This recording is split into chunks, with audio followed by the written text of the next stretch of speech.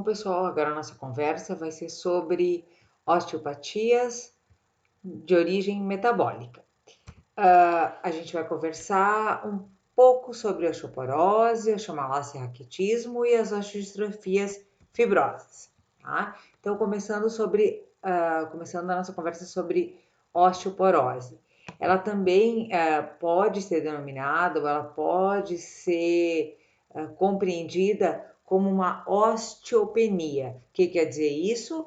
Diminuição de tecido ósseo, tá? Alguns autores se referem a ela, a esse processo de osteoporose, como uma perda óssea patológica, tá? Então, na verdade, o que acontece nessa doença ou nesse processo é uma desproporcionalidade, tá? Uma perda de proporção entre formação óssea e reabsorção. Nesse caso, a gente vai ter menos formação de matriz óssea em proporção à reabsorção que está ocorrendo. Então, menos formação e mais reabsorção. Mas pensa que isso sempre em termos proporcionais. Como causas disso, vai desde fatores nutricionais, tá? Desuso, então, na lógica da atrofia por desuso, tá? Que acontece no músculo, mas também no osso, deficiências de minerais, e aí, dentre eles, o cálcio está implicado, sem dúvida nenhuma, tá? Deficiência de vitamina D, que vai, por sua vez, implicar na deficiência de cálcio, e a senilidade. Assim como nos humanos, os animais também têm processos de osteoporose em função da idade avançada. Vai existindo uma perda de uma desproporção nessa remodelagem óssea à medida que os indivíduos vão ficando mais velhos, tá? E o resultado então é esse, é uma rarefação do tecido ósseo. O osso pode vir a desenvolver realmente esse aspecto bem poroso. E a consequência disso, então aqui ó, num felino, aquilo era uma vértebra de um bovino, aqui uma remodelagem, né? Então você tem um osso que ele apresenta um aumento de volume, mas é um osso poroso, tá? Então vai acontecer a remodelação desse osso, mas uma remodelação que não confere resistência a esse osso. E na histologia a gente vai observar então realmente uma rarefação, uma diminuição na densidade de trabéculas ósseas, tá? E a consequência principal disso são as fraturas ósseas. Vocês percebem aqui, ó, aqui o osso compacto de um lado, o osso compacto de outro, de um osso longo, e aqui o osso compacto e o osso compacto. E aqui a região da fratura, o que é muito comum nesses casos de osteoporose, porque, enfim, o osso está fragilizado. Vamos falar um pouquinho desses outros processos, tá? Que a gente coloca apresenta juntos, porque eles têm a mesma patogenia, tá? Que são o raquitismo e a osteomalácia. Só que o raquitismo é como a gente denomina a doença nos pacientes jovens, tá? E a osteomalácia é como a gente denomina a doença nos pacientes adultos, nos animais adultos, tá? Então, em ambas as categorias, tá? Tanto nos jovens como nos adultos, o problema todo vai estar na ossificação endocondral anormal. Só que nos jovens isso vai ser muito mais intenso, a doença vai aparecer com uma intensidade muito maior, porque os jovens estão justamente mineralizando, eles estão formando, estão tendo crescimento ósseo a partir daquela placa de ossificação endocondral. Tá? Então, não vai acontecer a mineralização dessa placa de ossificação endocondral. Então, nos jovens a doença vai ser mais grave, mas o problema é o mesmo tanto nos jovens e nos adultos. Nos jovens a gente vai denominar, como eu já falei, de raquitismo, e nos adultos de osteomalácia, tá? Então, essa mineralização na área de ossificação endocondral não ocorre porque, bom, a gente vai ver as diferentes causas, né? Porque o animal pode estar apresentando uma deficiência de fósforo na ração, ainda não se entende muito bem de que forma depois essa deficiência de fósforo vai interferir no equilíbrio da mineralização, mas você sabe que animais com deficiência de fósforo podem apresentar raquitismo ou achamalácia. Deficiência de cálcio, obviamente, deficiência de vitamina D também, tá? Deficiência de outros minerais, perda gastrointestinal de cálcio, então animais que têm problema de absorção, que têm síndromes, que tiveram doenças de trato digestório, que são portadores de doença de trato digestório, podem não absorver o cálcio intestinal ou simplesmente ter, por algum motivo, não absorver o cálcio intestinal, ou esse cálcio pode estar sendo perdido, ou eles simplesmente não absorvem o cálcio intestinal mesmo. Tá? Bom, na macroscopia, o que a gente vai observar? Uma placa epifisária bem densa e um aumento de volume nessa região, tá? Como eu falei, tudo isso muito mais evidente nos animais jovens. Nos jovens, inclusive, especialmente nessa região de articulação costocondral, essa articulação costocondral, ela fica bem volumosa e ela é visível na face externa do animal. Então, é costume dizer o pessoal campeiro, o pessoal para fora, e mesmo em humanos isso é observado também, e o pessoal chama isso de rosário raquítico, porque são vistos essas nodulações na sequência das costelas, né, nas articulações costocondrais. Então, o pessoal diz que parece um rosário, né, aquele rosário da religião católica, tá? A sequência de bolas, né, de nodulações que tem na caixa torácica. E na histologia, então, como eu falei, a gente observa realmente, né, a histologia nos mostra o que a gente já viu ali da macro, que é um aumento de volume, um aumento de área de cartilagem epifisária não mineralizada. Tá? E por isso ela aumenta de volume, porque segue produzindo cartilagem, segue produzindo na expectativa de que vai mineralizar e não mineraliza. Tá?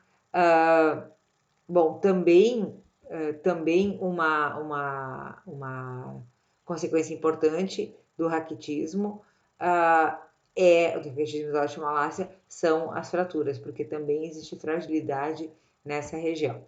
Bom, vamos falar então de outro processo, que é a osteodistrofia fibrosa. A osteodistrofia fibrosa, ela na verdade é uma excessiva reabsorção óssea com substituição ou com proliferação de tecido conjuntivo. Então, a gente vai ter uma diminuição da espessura do osso trabecular e na região de medula óssea e na região que teria osso trabecular, a gente vai ter uma proliferação de tecido conjuntivo. Por isso, o processo é chamado de osteodistrofia fibrosa, né? Tecido fibroso. A causa principal desse processo é o hiperparatireoidismo. Tá? É uma hiperfunção da paratireoide, ou seja, uma secreção excessiva do paratormônio. Agora a gente já vai olhar de que forma isso acontece de fato, tá? Então, esse hiperparatireoidismo ele pode ser primário, pode ser realmente que a paratireoide por si só está aumentada de volume e por si só, sem outros estímulos, está secretando mais paratormônio. Isso ocorre em tumores de tireoide, especialmente em adenoma de tireoide. Em adenoma de paratireoide, tumores de paratireoide em adenoma de paratireoide. Ou então pode acontecer de forma secundária. Existe alguma outra alteração naquele indivíduo e que induz a paratireoide a secretar mais paratormônio. E aí a gente tem causas renais e causas nutricionais. Vamos ver cada uma delas por sua vez. Então, no adenoma da paratireoide, como eu falei, naturalmente tem mais células secretoras e, consequentemente, vai se ter uma secreção de mais hormônio, de mais paratormônio, e esse paratormônio vai exercer as funções dele que vão implicar em aumento da reabsorção óssea, lembra?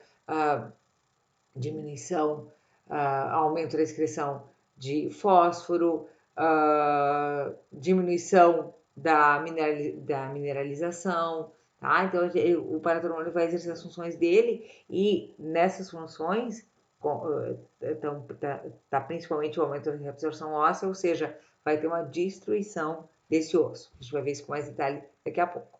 Bom, vamos falar um pouquinho do hiperparatiroidismo secundário de ordem renal. Então, nesse caso, existe nesse indivíduo existe um rim doente, tá? Geralmente são processos mais crônicos, mas pode também acontecer em processos agudos, em doença renal aguda, o que a gente chama de insuficiência renal, né? Quando o rim não está dando conta de executar os seus trabalhos, tá? Então, isso pode ser de forma aguda ou de forma crônica. É mais comum o hiperparatiroidismo secundário na forma crônica, tá? Então, esse rim, uma das coisas que esse rim não vai conseguir fazer adequadamente é ativar a vitamina D. Não tendo ativação da vitamina D, não vai haver absorção do cálcio intestinal, tá? Porque é a vitamina D que faz a absorção do cálcio intestinal.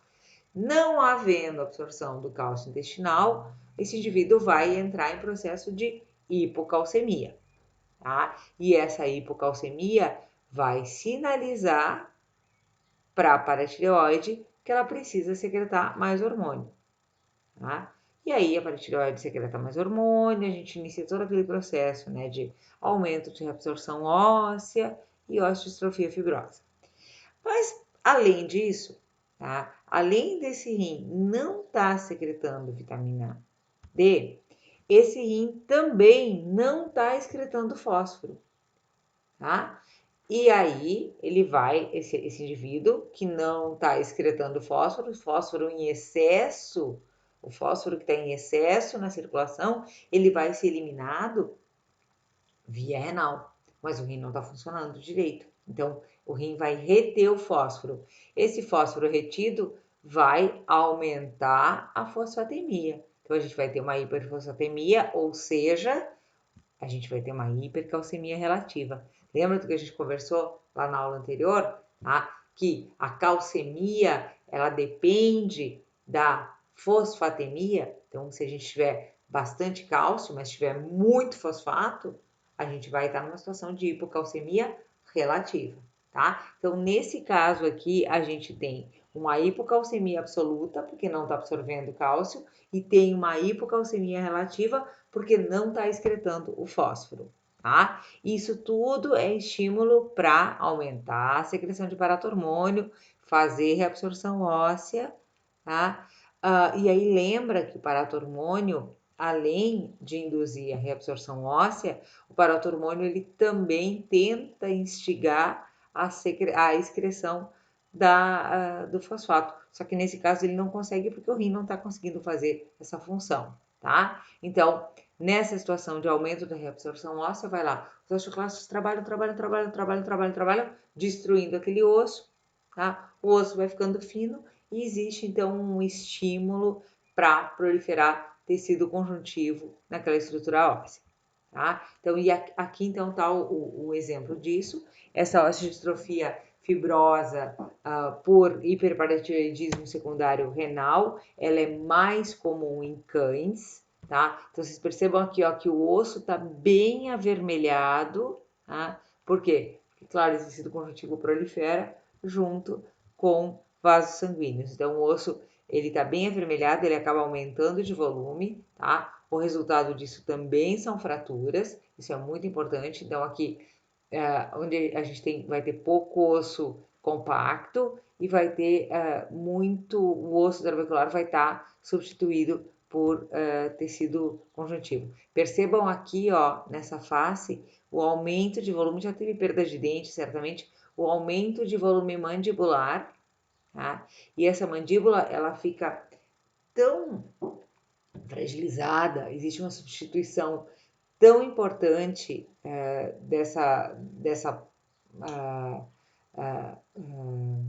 do maxilar inferior ou superior aqui na mandíbula, né, maxilar superior, existe uma substituição tão importante do tecido ósseo por tecido conjuntivo que essa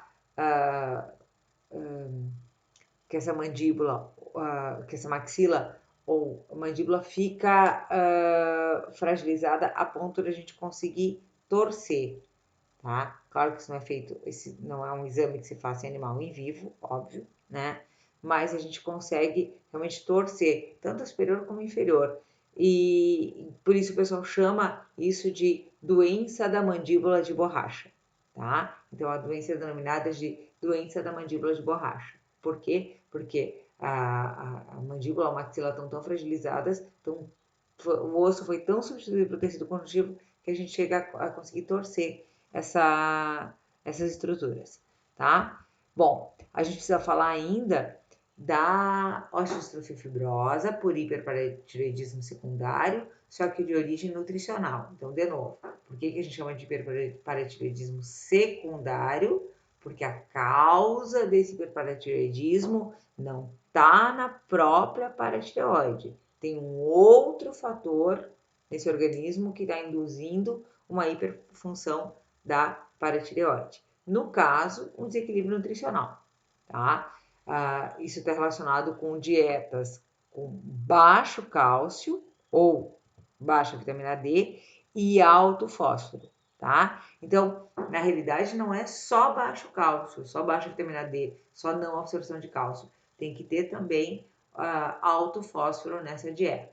Então, o normal, o que se deseja, tá, para manter uma calcemia adequada e uma boa remodelagem óssea, é cálcio e fósforo na proporção de 1 para 1 nessa dieta. Agora, se o cálcio e o fósforo estiverem na proporção de 1 para 3, 1 de cálcio para 3 partes de fósforo, a gente já vai estar numa situação crítica com possibilidade de desenvolvimento de hiperparatiroidismo secundário.